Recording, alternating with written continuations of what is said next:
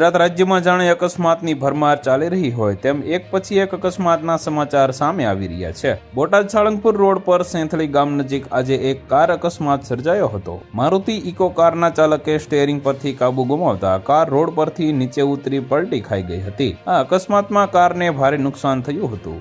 Car ચાલકને સામાન્ય ઈજાઓ પહોંચી હતી। ઘટનાની જાણ થતાં જ સ્થાનિક લોકો મદદ માટે દોડી આવ્યા હતા અને ઈજાગ્રસ્ત ચાલકને સારવાર અર્થે બોટાદ ખસેડવામાં આવ્યો હતો। સદનસીબે આ ગંભીર અકસ્માતમાં કોઈ જાનહાનિ થઈ ન હતી અને મોટી દુર્ઘટના ટળી હતી। મારુતિ ઇકો કારના ચાલકે સ્ટીયરિંગ પરથી કાબુ ગુમાવતા કાર રોડ પરથી નીચે ઉતરી પલટી ખાઈ ગઈ હતી। આ અકસ્માતમાં કારને ભારે નુકસાન થયું હતું। કાર ચાલકને સામાન્ય ઈજાઓ પહોંચી હતી। ઘટનાની જાણ થતાં સ્થાનિક લોકો મદદ માટે દોડી આવ્યા હતા અને ઈજાગ્રસ્ત ચાલકને સારવાર અર્થે બોટાદ ખસેડવામાં આવ્યો હતો। તો વધુ માહિતી મેળવવા માટે ચેનલ સાથે જોડાયેલા રહો। વિડીયો પસંદ આવે તો લાઇક કરી દેજો। ચેનલમાં નવા છો તો સબસ્ક્રાઇબ કરી દેજો।